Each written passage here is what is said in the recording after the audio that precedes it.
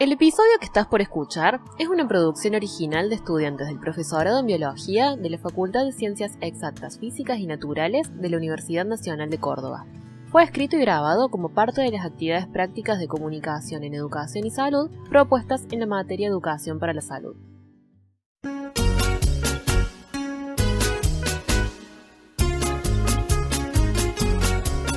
Hasta el viejo hospital de los muñecos llegó el pobre Pinocho malherido. Cruel espantapájaros bandido lo sorprendió durmiendo y lo atacó. Llegó con su nariz hecha pedazos, una pierna en tres partes astillada, una lesión interna y delicada, y el médico de guardia lo atendió. Y a un viejo cirujano llamaron con urgencia, y con su vieja ciencia pronto lo remendó. Pero dijo a los otros muñecos internados: todo esto será en vano, le falta el corazón.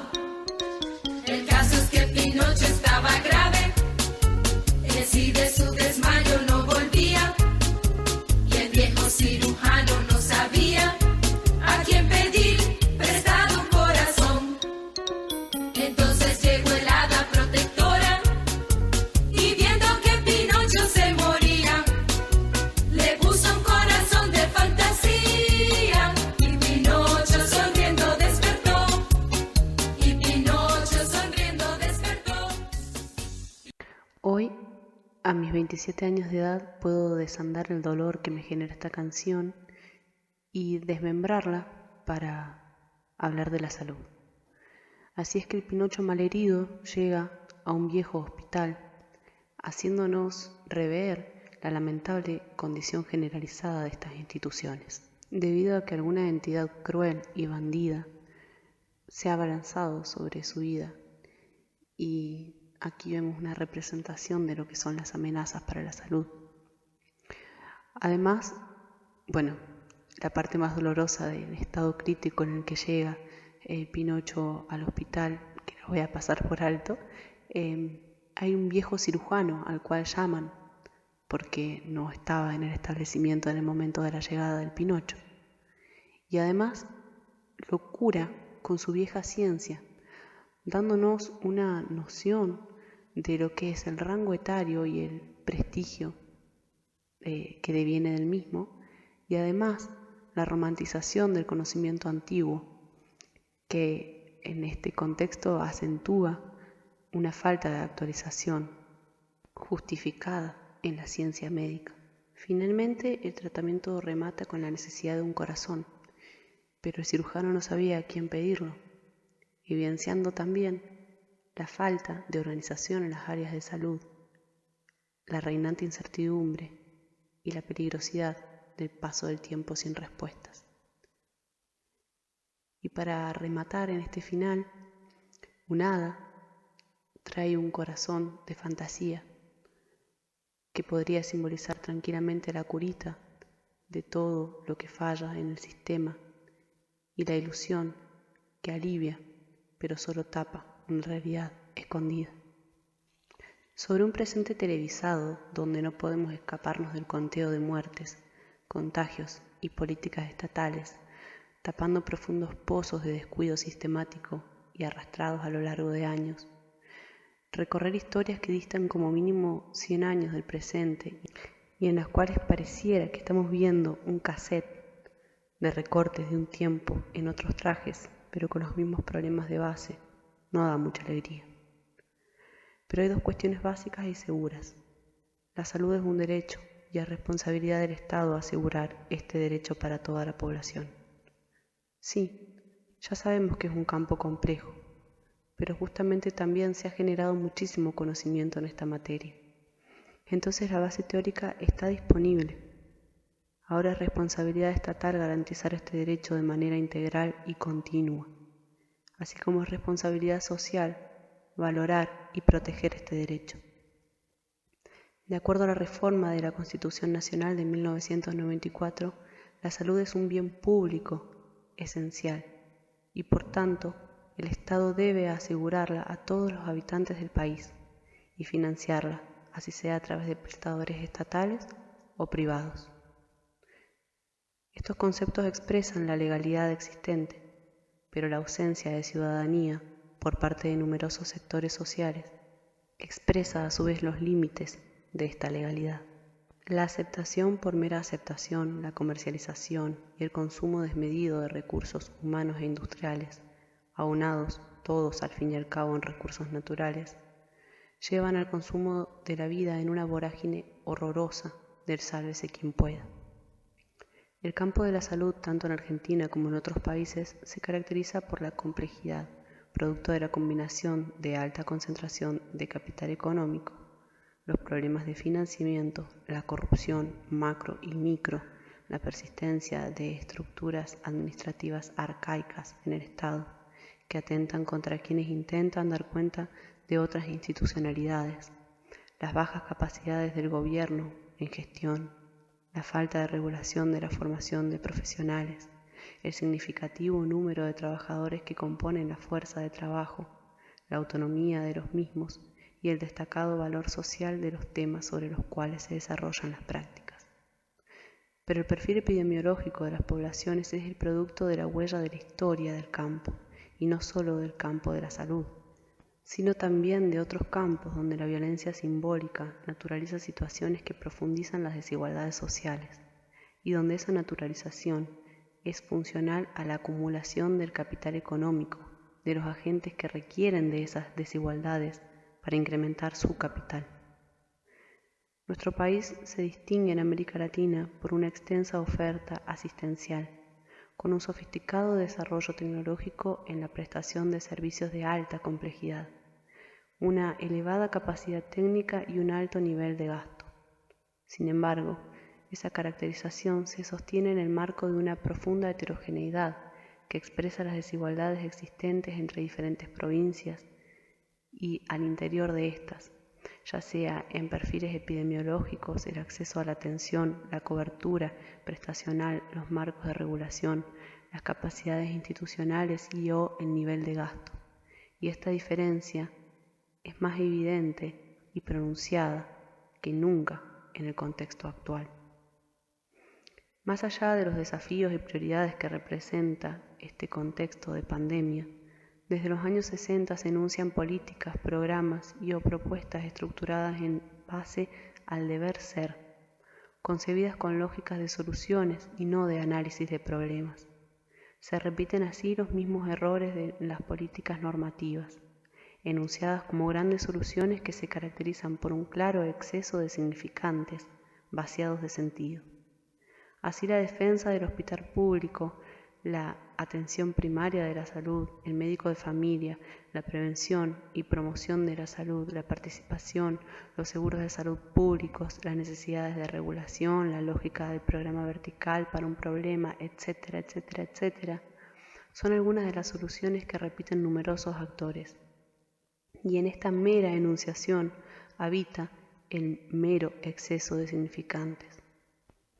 Lo que se pretende es que si lo que hay que hacer ya está enunciado, lo que falta entonces es preguntarse por el cómo. Y así la única preocupación pasa por la obtención de las herramientas que hagan posible el cómo para alcanzar esa verdad prometida. La lógica de las soluciones es la forma que alcanza la razón instrumental para operacionalizarse y al concretarla se rectifica en tanto saber sin sujeto. Pero es entonces cuando esa razón instrumental, más preocupada por el cómo, que en saber qué, por qué, para qué, con quién y o para quién, se vuelve hegemónica. Protocolos. Y esto no se trata solo de enfermedades, sino de problemas sociales. Tratar de asociar la solución de los mismos con la medicina no sería más que un éxito del proceso de medicalización descrito por Foucault. Los problemas epidemiológicos que afectan a los conjuntos sociales tienen raíces causales en la desigualdad social, en la falta de controles sobre el medio ambiente y sobre los alimentos que consumimos, la falta de acceso a niveles básicos de educación, al agua potable y a obras de saneamiento básico, la ausencia de una vivienda digna, la carencia de empleo o empleos precarizados. y este asunto peca de larga data en el territorio latinoamericano.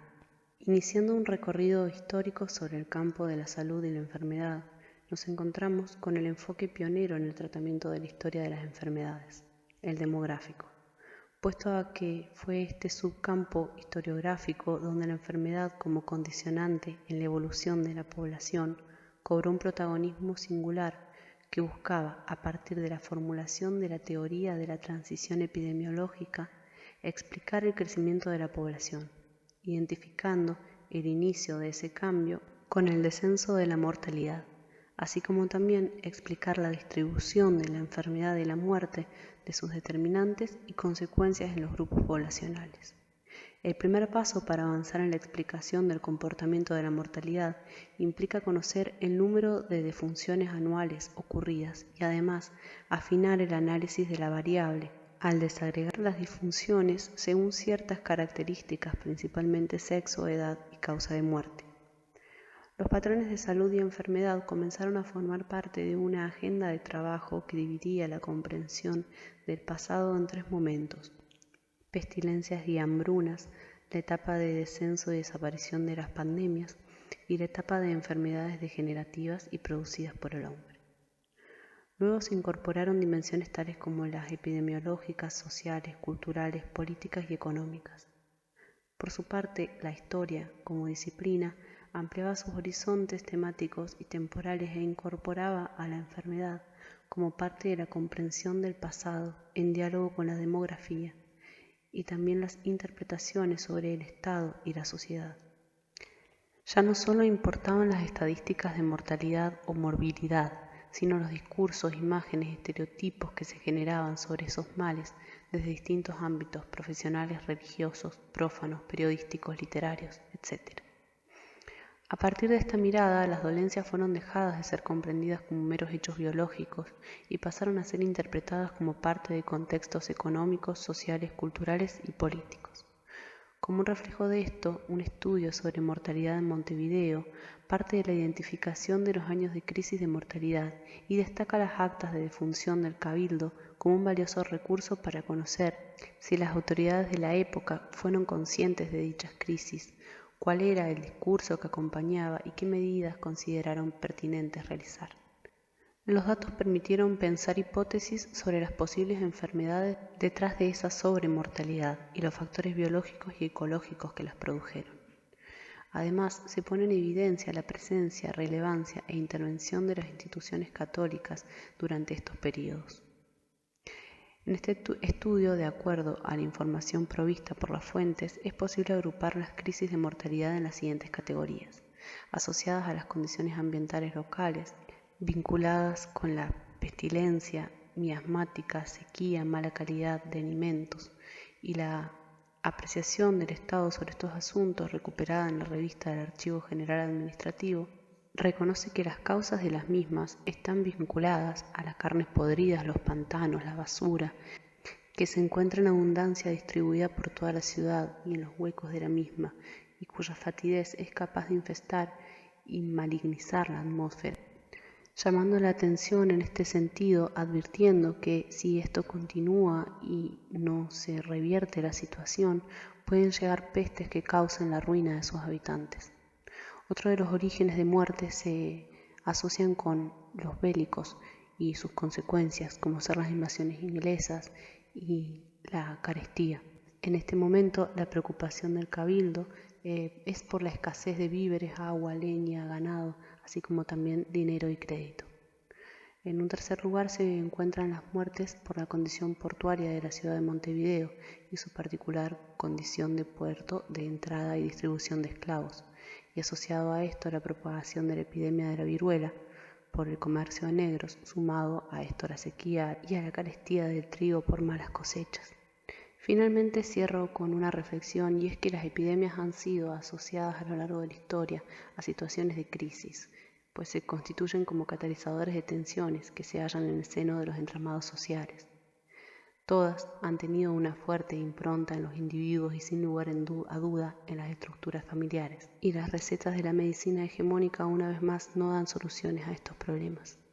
Tampoco la fragmentación del Estado y las oposiciones. Se hace necesario entonces pensar en nuevas estrategias innovadoras que primen la salud de la totalidad de la población por sobre la de sectores pudientes, y esto no se hace de un día para el otro, se hace transitando un largo y arduo camino urgente. Y Pinocho sonriendo